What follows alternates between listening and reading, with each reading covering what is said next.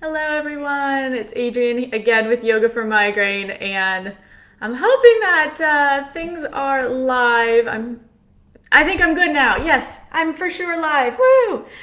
Welcome. I'm here to talk to you about your breath and how your breath can be one of the most important and powerful ways to improve your health and reduce pain living with migraine. So, welcome. I come here every Wednesday at 2 p.m. Eastern to bring you talks on wellness and migraine and free yoga practices. And feel free to leave questions in the comments at any time. So today's class will be a little bit of a mix of talking about explaining what pranayama is, and then doing some practices that will help you relieve your pain in the midst of an attack, help you decrease tension and anxiety throughout your daily life, and to help you use this incredibly powerful and physically accessible aspect to help you in feeling better.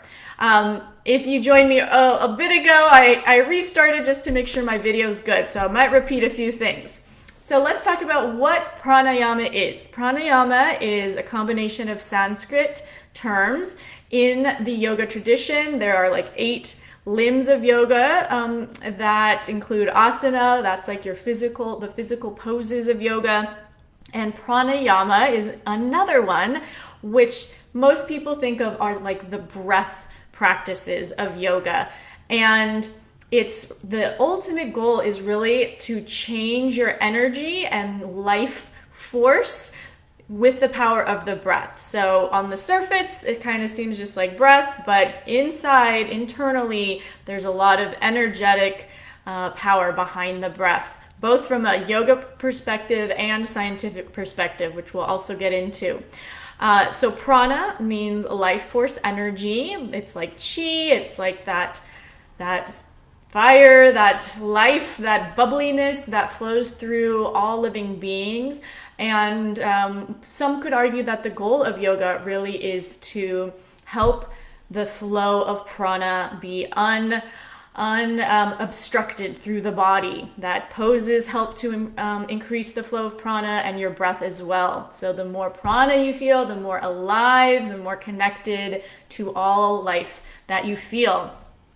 Yama means constraint or controlling, and ayama means almost the opposite. It's holding back opening and expanding. So it's saying that we're contracting and expanding our life force energy with the power of the breath in pranayama practices. And pranayama can be done on its own, just sitting and practicing breathing. It can also be combined with yoga poses. One of probably the most familiar ones in a normal yoga class at like a yoga studio would be Ujjayi breath, that Darth Vader type breath that's done throughout many yoga flows. So you can combine pranayama with movement. And the pranayama has like different purposes. Some pranayama help to warm up the body, like Dirga breath, Ujjayi breath. Some help to activate and bring up your energy, like Kapalabhati or Vastrika, and we'll show you examples of all these if these all sound new to you. Some can help be cooling, like Sitlali. Some can help you just feel more balanced, like alternate nostril breathing. And then beyond just the yoga path of breath practices, there are so many other genres of breath that are separate from yoga. Some come from Eastern traditions, but some also come from the West. And so I think more and more there's been greater research into breath. And on that note of research and kind of the scientific perspective on breath, highly recommend this book by James Nestor, Breath, the New Science of a Lost Art. He has some great podcasts, interviews as well, if you kind of want to get it quick and dirty. But really fascinating book about his experience learning all these breath practices, from holotropic to more the traditional yoga styles, and going deeper into why some of the science supports these practices. The quick and dirty that I can say, the moral of the story of this book is to breathe through your nose. That there are so many health benefits from breathing through your nose rather than your mouth. And mouth breathing leads to a host of other health challenges. So hit me up if you want to learn more. Check this book out. Really like entertaining but interesting read on breath. So from that like biological level of what the breath does for us, well, obviously we can't live without our breath. I mean, it really is life-giving. But our breath changes our mood, and our mood changes our breath. Fundamentally, the way that we breathe either activates us or kind of downregulates us. So when we breathe fast and quick and up in our breath and up in our chest, we're activating the sympathetic nervous system response, fight, flight, or freeze. So this is, a little bit of that stress response. When you feel anxious, you tend to be up here. You tend to, hyperventilate when there's like an anxiety attack response. So most breath practices, I would say, are to help calm that and help you get into the parasympathetic response, rest and digest.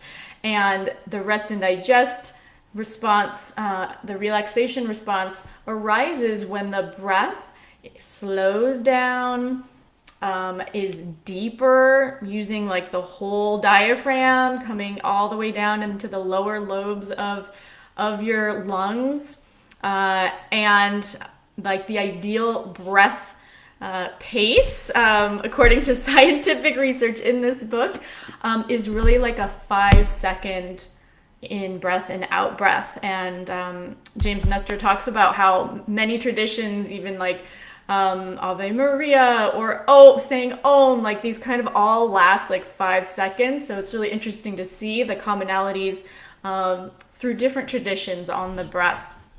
So let's see. Hey, Darcy, so glad you're here.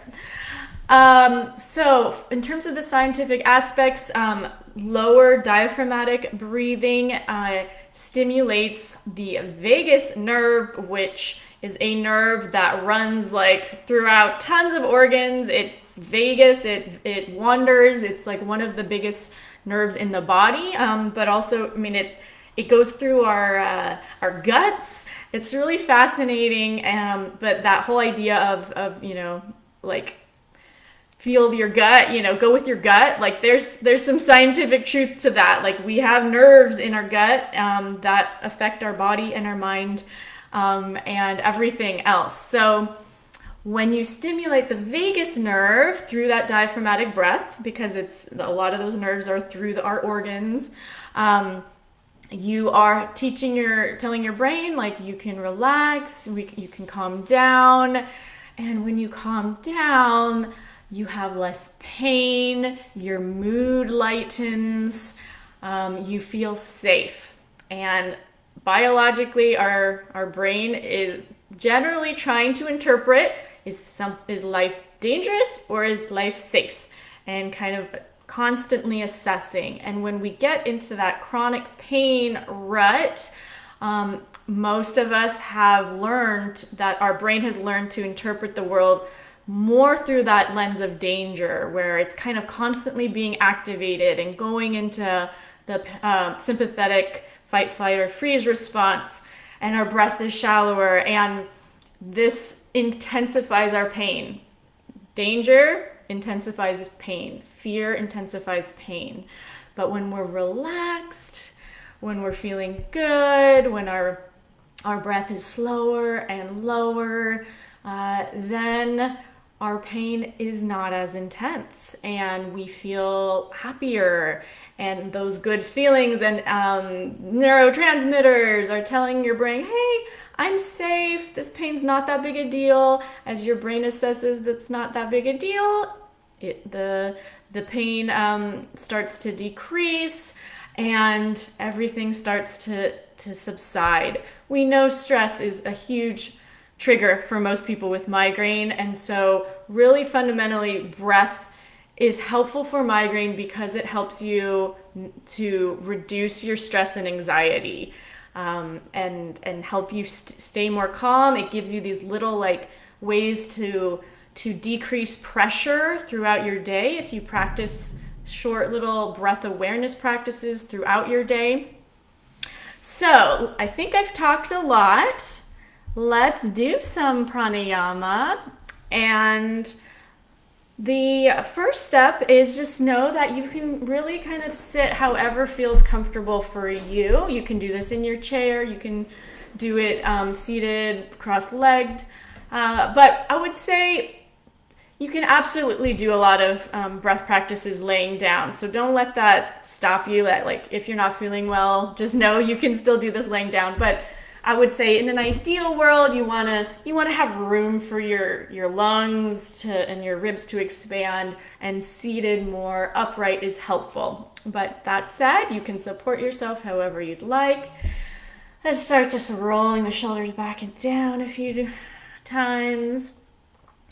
So one of the first things I love to do, just for these quick little like breath and movement breaks, is to exhale out the mouth. Inhale through the nose and out the mouth. Let's do one more. Inhale through the nose and out the mouth. So the idea there is that exhaling out the mouth can help to facilitate the relaxation response more easily. In the yoga tradition, there's the idea that the in-breath is a little more like awakening, and then the out-breath is more relaxing. Even the left nostril versus the right nostril has different qualities. Like the left side is a little more receptive, and the right side is a little more stimulating. And actually, there's a lot of scientific research that has proved that as well. Our nostrils are always taking turns breathing, which is fascinating. They're not both working at same capacity every time you breathe. They kind of take turns. So let's start with one breath awareness. This means you're just going to feel in to whatever is happening without changing the breath. So if you'd like, you can let your hands rest on your thighs, or take one hand to your heart, maybe another one to the belly, to have that kinesthetic feel of the breath. Close your eyes if you'd like, or gaze out at something still. And for a few breaths, we just get to feel it. Feel how our breath expands into the heart, into the belly as you breathe in, and deflates as you breathe out.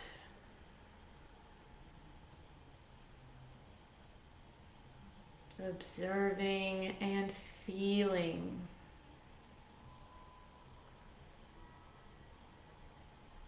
As we observe the breath, it is natural for our breath to start to slow down.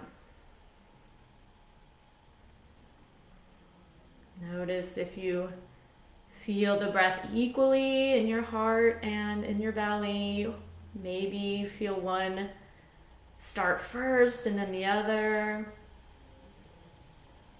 Doesn't matter, just noticing. We'll do one more breath in and out, just like that.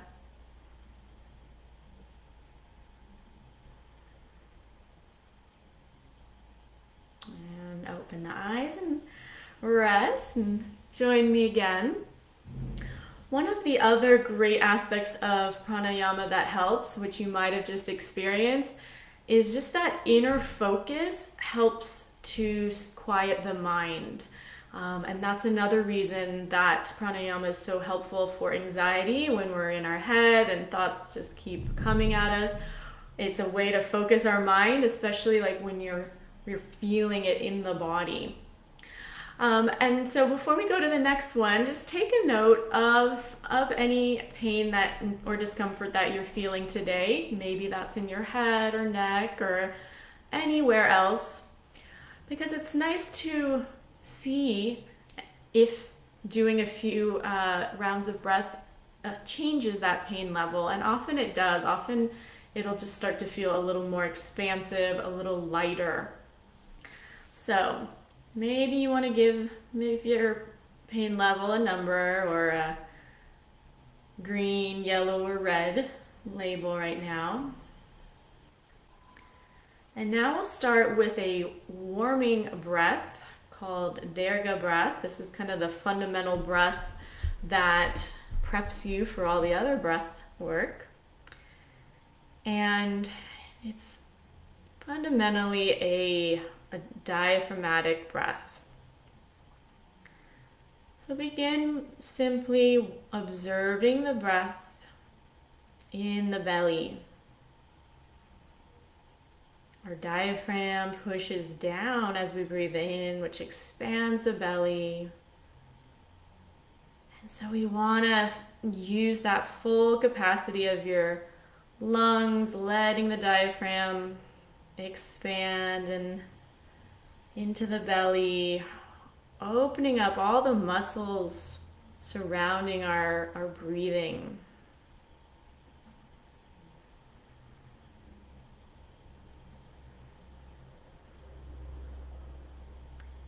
And now expand the breath from the belly up into the ribs. Feel the breath from belly to ribs.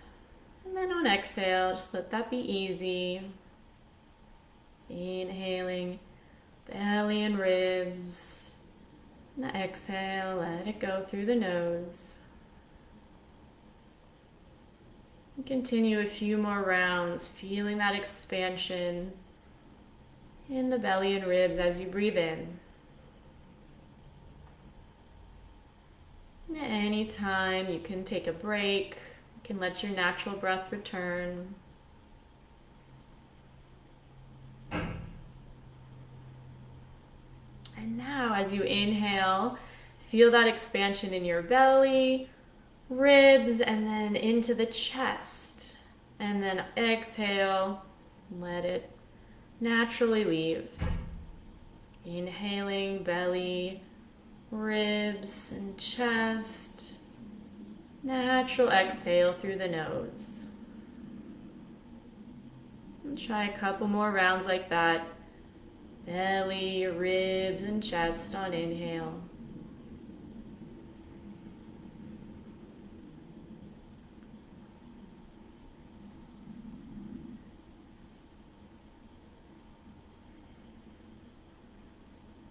And then let that breath go. Let your natural breath return.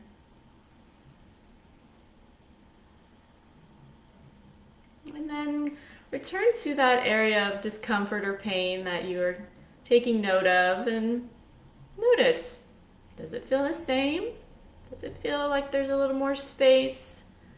Doesn't matter, but taking that time to observe is beneficial in its own right.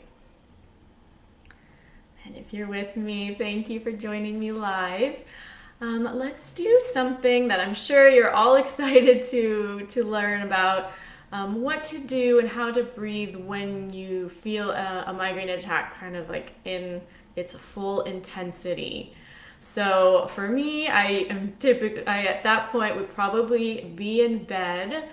And so laying down and doing what we just did is helpful. I mean, I already feel a little bit calmer just doing that. And sending your brain these messages of safety. You can add an affirmation with each breath, like, I am safe, I am calm, this will pass, to help you ease through that difficult time as best you can, and giving yourself feelings of of safety and also, as much as possible, enjoyment, right? And I know that sounds crazy when you're in the midst of an attack to try to enjoy that, but it is by doing so, by kind of letting yourself either enjoy just the stillness of lying there, your warm blanket, maybe you do go watch a funny show. This is all helping you to make the pain more manageable and help you recover, because when our mind starts to freak out about the pain and we catastrophize and go to, oh no, my day is ruined, oh no, my life is ruined, this is so intense, like it just increases those danger signals to your brain. And so we want to do the opposite. We want to make ourselves safe, enjoy the sensations of warmth of your breath as much as you can. Another thing that can help to increase that sense of relaxation and calm in the midst of a migraine attack is to lengthen your exhale. And that really helps to decrease anxiety while in everyday life, but especially if you're noticing that like you're starting to freak out internally about the migraine attack, and it also helps in a way to get your mind off of perseverating on the pain. Helps you take your attention to something else that is pleasant. So let's go through a few rounds of starting to expand and lengthen that exhale. So closing the eyes again when you're ready. And this can be done absolutely lying down. So let's start simple with breathing in for a count of 4 and then exhale for a count of 4, keeping everything balanced. In, 2, 3, 4, out, 2, 3, 4, in, 2, 3, 4, out, 2, 3, 4. And continue on your own. If you ever feel like it's too long, take it down to 3 counts. Continue that full Dirga breath that we were just doing, that diaphragmatic breath.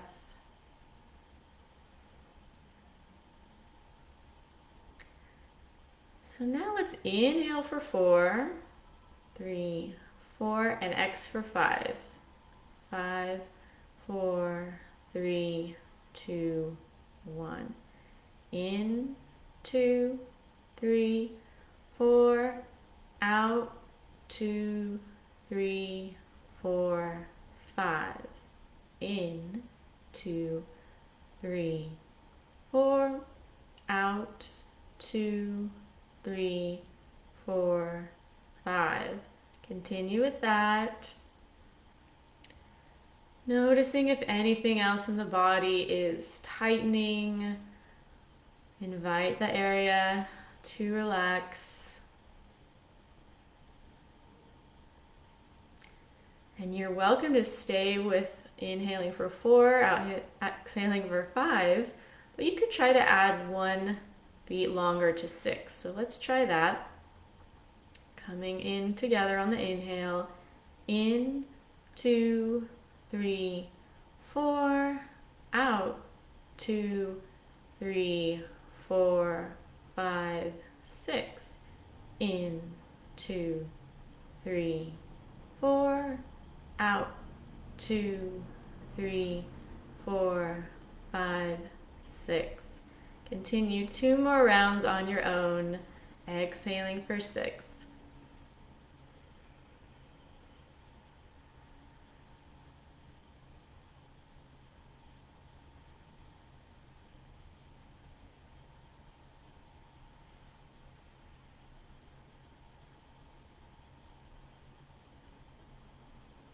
And when you're done, you can let your natural breath return. And always take that time to feel in to the effects of the pranayama. That's the part you don't want to rush. You want to feel into that energy shift that happens. And then you can open your eyes if they're closed. So with extending your exhale, that you can double the exhale. That's kind of the max you would go. So you would inhale for 4 and then exhale for a count of 8.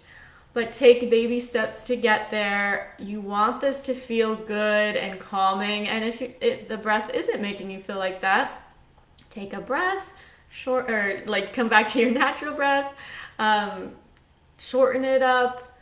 It takes some time. It takes some practice getting comfortable, especially when you're working on these deeper, fuller breaths. So to recap, during a migraine attack, that full Dirga breath, diaphragmatic breathing is helpful to calm you, and then lengthening the exhale more than your inhale. Any amount, it could be 1 count or more to help settle and calm you.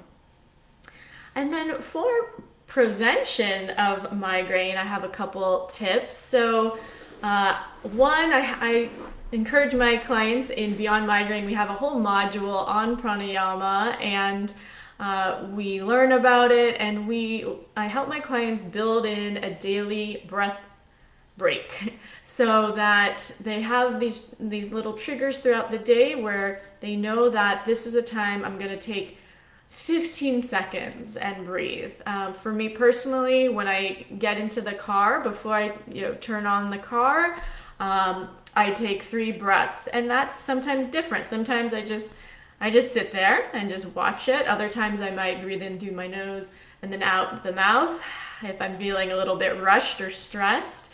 So that the breath is not just something, this pranayama is not just something you do once a week, but that you're bringing it multiple times a day into your daily life.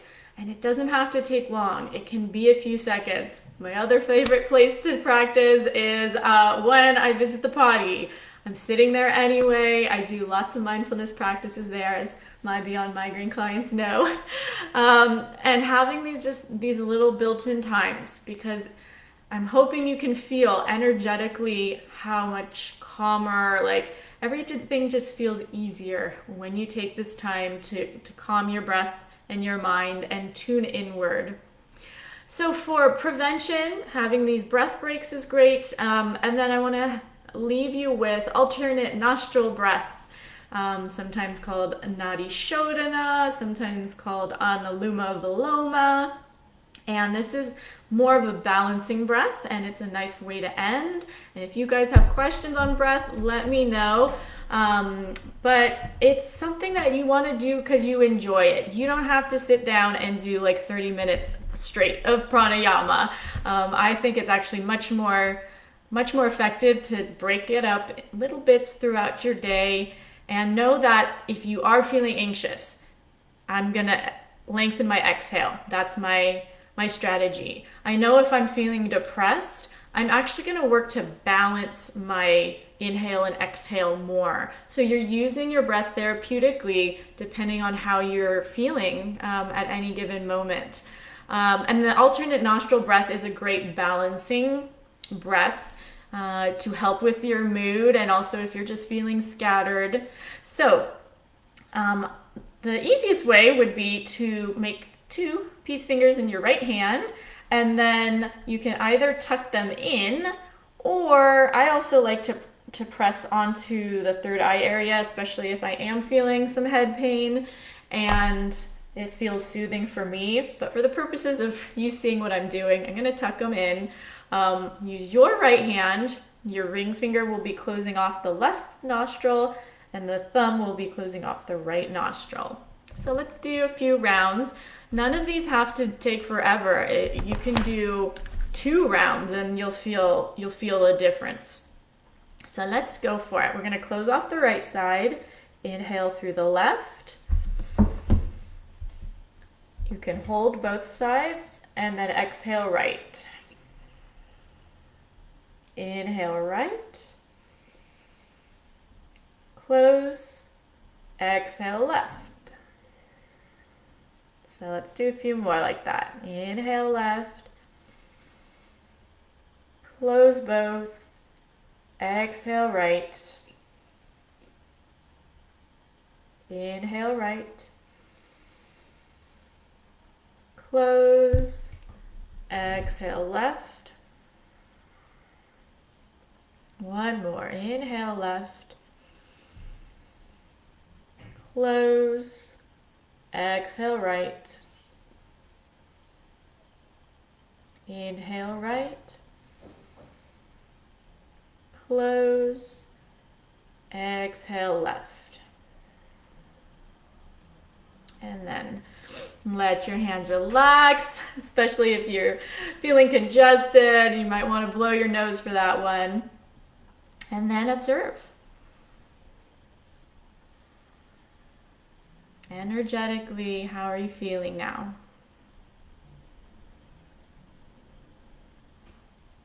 Good, and then eyes open. So I hope this class was helpful for you to know some of the options that you can use for the breath, why pranayama and breath practices and connecting with your breath is so vital for your health, and how much power it has to truly affect your mind and your body, your mood. All of this affects pain. Pain is not just an isolated thing that happens in our body while everything else is normal. Pain, our emotions affect pain, our thoughts affect pain, our breath affects pain.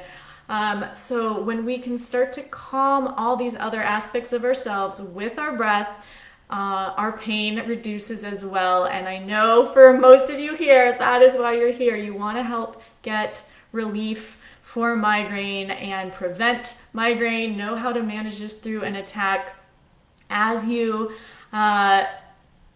become more aware of how all this is interconnected in Beyond Migraine, it's kind of like personal growth meets migraine reduction, and you leave the program feeling like, for so many people, a new person, that they're so much calmer, feel so much more free, and bonus, migraine days have gone down half as well. So feel free to DM me if you want to know more about what it looks like to work with me in Beyond Migraine. Otherwise, I hope to see you breathing and enjoying yourself. And I will see you next week. Happy Passover and happy Easter for everybody celebrating this weekend. Lots of love. Bye.